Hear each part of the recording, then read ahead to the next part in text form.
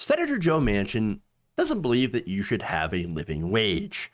Now, that is, of course, despite the fact that since he represents West Virginia, West Virginians desperately need and deserve higher wages. So now that Democrats control the House and the Senate, as well as the presidency, progressives have been pushing to double the minimum wage from $7.25 an hour to about $15 an hour, and putting it into a coronavirus relief package that they could pass through budget reconciliation, meaning they don't need to actually have 60 votes. They can pass it with a simple majority. Well, fantastic. That would be great. Now, unfortunately, Joe Manchin is a Democrat, and he says, no way, I'm not going to vote for a $15 minimum wage. $15 is too much. Damn it. In fact, he told CNN on Monday that he would push an amendment to cut the $15 federal minimum wage proposal down to $11 an hour. So now, right about the time that this happens, you have a bunch of Republicans led by Mitt Romney. These are the supposed, centrist, moderate, reasonable Republicans, right? They actually put their own proposal forward to raise the minimum wage as well. Oh man, well, look at that. Republicans in favor of raising the minimum wage. Their solution is to raise it to $10 an hour. Joe Manchin, supposed to be a Democrat, $11 an hour. He's only $1 better than Republicans. And by the way, if $15 an hour is also not enough. But it's a good floor. It's a good baseline to then raise it even further to the point of where it should without having massive economic shocks. All right. And so that should be the plan, to get it up to where it should be, 23, 24, and tie it to inflation and all that stuff. And so anyway, now Manchin told CNN that if the chamber's parliamentarian rules that the proposed Raise the Wage Act of 2021 qualifies under reconciliation, there can therefore be included in the final package, he will amend it to $11 an hour. So what's his reasoning, right? I mean, look, if parliamentarian says yes to this, why not say yes to $15 an hour, right? Why can't we do 15? Well, I mean, again, like $15 is the floor. In reality, as I mentioned, wages should be a lot higher. $15 an hour is really the compromise position. And so why should we compromise to do less? Why should we compromise on a compromise? We shouldn't. We shouldn't. And if you ask Joe Manchin that, he's not going to have any answers to you. And he's also not going to have any answers of why only 11. He just says this: we can do 11 in 2 years and be in a better position that they're going to be in 15 with 5 years. What does that even mean? I know what that means. It means he's lying to you. He's gaslighting you. All right. So hold on here. And let me explain why. All right. The Raise the Wage Act, reintroduced last month, this is what this is based on, would gradually phase in $15 a federal minimum wage over the next 4 years. Under the proposed phase-in structure, $7.25 federal minimum wage would be raised to $9.50 by the end of 2021, so this year. It will be raised to $11 by next year and $15 by 2025.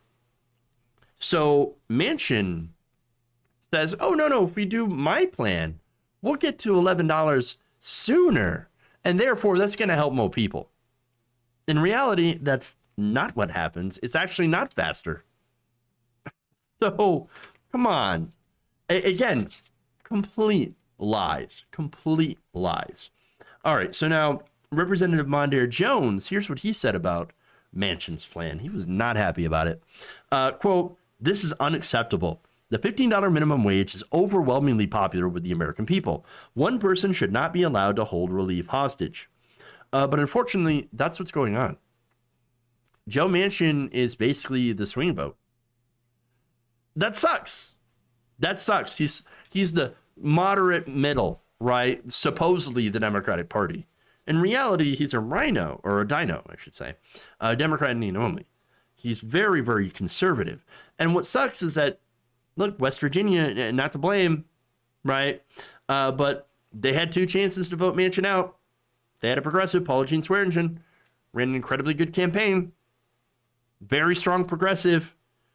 They didn't vote for her. They voted for Joe Manchin. This is the result. And that sucks because it turns out that, look, West Virginia is massively in need of progressive policies. According to data from 2017, 23% of the state's workforce is employed in low-wage jobs. These are the jobs that make minimum wage, all right? This was pre-COVID, by the way, so it's probably even worse now with so many people losing their jobs. And add in the fact, of course, the fact that we're always calling essential workers, the grocery store, clerks, the stockers, the people that work in fast foods, we're calling them heroes because they do such essential work and they allow society to function, and that they're so essential that we couldn't shut them down even in a pandemic. And yet these people are still the least paid workers in the country. Servers still make $2.13 an hour. That's their minimum wage. And so there's a bit of a disconnect when you think about it. All right. But look, some of you might be saying, Jeff, I understand you're making a good point, but $15 an hour, that's still too much. I mean, West Virginia is going to get thrown completely out of whack. That's going to be a problem. And I think that the West Virginians, they can get by with $11 an hour and it'll be okay, because $15 an hour too quickly, too fast, too much, is just going to destroy small business, it's going to destroy the economy. Well, that's not true. In fact, the estimated living wage, this is to live without having to rely on the government for benefits, okay? For an adult with no children, no dependents in West Virginia is actually around just above $14 an hour. That's how much it costs to live in West Virginia with no kids. If you have children, obviously you're going to need more. And so it is actually expected to be well above $15 an hour, perhaps more, by 2025. So yeah, West Virginia is an incredibly cheap place to live, by the way, comparative to national standards. And so even when you look at that, and you look at how much it takes to live in West Virginia, you can see that it's clearly $11 is not enough. Nowhere near enough in West Virginia or anywhere else. So as for, the argument that higher wages, raising the minimum wage destroys the economy, kills jobs, there's no truth to that. All right, we've raised wages countless times over the decades with practically no ill effects. Actually ends up helping the economy at large because guess what? Turns out people have more money to spend. There's no $20 cheeseburgers. All right. Cheeseburgers are still pretty cheap. And in countries that actually have higher minimum wages, by the way, cheeseburgers still pretty cheap. All right. At most, the cost of an item increase to 15, if the workers are paid $15 an hour, is like a few cents at most.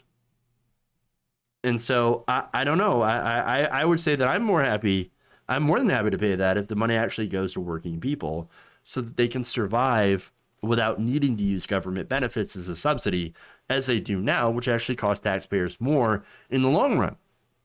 So in the end, raising them wages is good for the economy. It's good for the government because there's more tax revenue. People are making more money. And then you have less welfare going out as well. And it's even good for corporations because working class people with more money tend to actually spend that money in establishments. And so it's kind of a win-win situation, unless, of course, you're Joe Manchin. And let's be honest, I think he's only stepping in the way of this stuff because he wants people to kiss his ass, because he wants to be, he wants to feel important. It's all about his vanity, and it's all about, of course, being, conservative. How about the people making $15 need a raise also? It's true. You do. Again, that should be the floor. And, I've read stories of where there are companies that with a higher minimum wage, everyone else got a raise as well. So a rising tide tends to lift all boats. If you enjoyed this video, please give us a like and share with your friends. You can subscribe and help out the channel by becoming a patron. It's patreon.com/Jeff Waldorf, or you can become a channel member as well by hitting the join button below.